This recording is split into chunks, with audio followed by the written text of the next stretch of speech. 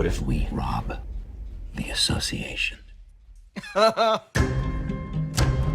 gonna have security teams, cameras. There are no cameras and only one security guard. I'm loving the show so far. So first of all, I wanted to ask you, because I couldn't believe this actually happened. So my first question is, how did you come up, with the project? Did you have this idea and you read about it and you were like, let's go for this. This is incredible. How was it for you? I mean, the story started in a very unlikely way, which is my sister married a Canadian. Oh my God. So she married a Canadian, and he's been at my Christmas parties with my family for 15 years, and we've never really talked all that much. But then at this most recent, at this party maybe 5 years ago, he said to me, have you ever heard of the Great Maple Syrup Heist? And I said, no, but please tell me every word. Told me about the story. I start texting Ed, and we start working on it like a week later. Yeah, I mean, the name itself, the real name, the Great Canadian Maple Syrup Heist, is just so amazing. It's irresistible. Of course, and of course, we looked into it, but we were ready to go right away. We just wanted to tell a story inspired by that. That's really cool. And you guys come from a comedy background. Mm-hmm. So I really wonder, you can see this dark comedy and the tone is really cool, and you see all these elements where you can balance the comedy and the drama. So how did you manage to actually find this tone and you were like, yeah, this is what we're going for? I think, yes, we did come from a comedy background, so our natural instinct, most of our jobs are always write as many jokes as fast as you can. And in this show, we purposefully tried to not write any jokes. I mean, none of our characters are making jokes on screen. It's still doing funny things, but they're not saying, knock, knock, who's there? Because they're all very serious about what they're doing. And I think we leaned into that, and that just kind of landed between comedy and drama. Mm-hmm. Yeah, I mean, it's a somewhat inherently humorous situation, a giant robbery of maple syrup. It sort of just makes you smile on its own. But we wanted to make sure that the characters themselves never would be considered funny. If you told Ruth that you thought she was hilarious, she would swear at you and walk away.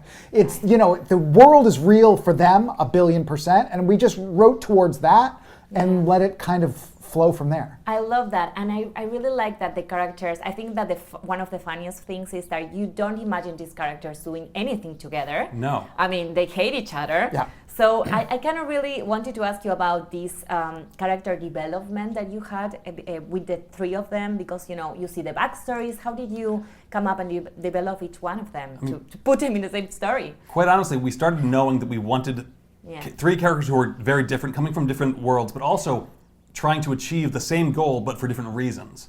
So we started with Ruth. We wanted an underdog, but who was strong enough to stand up and make some noise. And so we created Ruth. Yeah. And then, I mean, as I remember it was just kind of like, who would best complement her in different ways that you wouldn't see coming? Because exactly, we want three people in a car who should never be in a car together. A Boston mobster, a Canadian maple syrup farmer, and a security guard. It's weird. Yeah, a great test, I think, for whether you have a group of characters that work are, what if I put them in an elevator and absolutely nothing is happening? Will it be interesting? And if you've got the right three characters, it absolutely would be. And these people, we lock them in a storage unit and it's hilarious. That shouldn't be hilarious. And then we got extra lucky at casting. I mean, Margot Martindale is, of course, stellar, but Guillaume and Chris are also so good at exactly that even though we wrote it, we think as best as we could, they elevated it once because they brought their own stuff to it. Yeah. You couldn't help it. And I also love that even if there's a death or something happens like that, I mean, in people like me, I mean, that you're used to watching shows and stuff like that, you were kind of like imagining cliffhangers, and you're like, you can see the twist or see it coming. And in this show, we don't. We really don't. That's very high praise. I really love that. How did you, I mean, in a world and in an industry, in shows that everyone is like, I'm going to see, I know how this is going to end. How did you come up with, ideas and bloodlines that, you don't see coming? I mean, the real truth is we worked it hours and hours trying to see what the best one is. Working. And honestly, it's great to have a partner and a writer's room, of course, but it's not just one person saying, oh, that's good. If he says, oh, that's not good enough, then we try again. If I think of something not good enough, is there like a method or anything? Like I always imagine like a billboard and just using like detectives like the red strings and stuff. Right, yeah, exactly. Do you have like a method we of have whiteboards. We have whiteboards and we have cards, and you throw the cards up. But I think when we were building the story, we really were like, what's a scene that you've never seen before? So it was really our purpose to I don't want anyone to see any of this coming.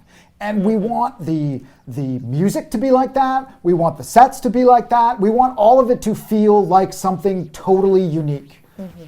I always said I wanted to feel like you could smell the wet wool in people's homes. You know, and I'm not sure we got there, but we were aiming for that specificity and that like authenticity. Yeah, and well, finally to wrap up, because this is a really Canadian team, right? I mean, maple syrup, it doesn't really come to Argentina, but I still think that people are gonna love it because it has a really universal topic that you can relate to. So I kind of wanted to ask you about that. I mean, how did you make this story such a universal one?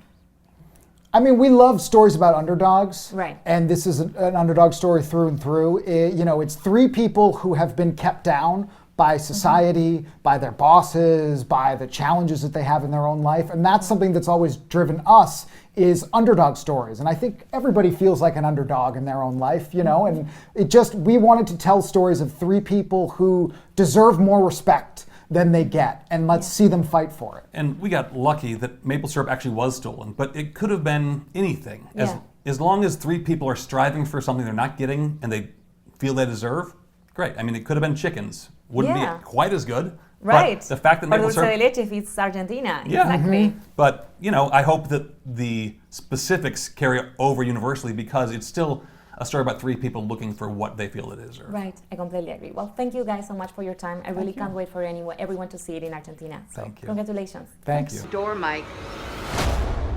I am freezing my balls off.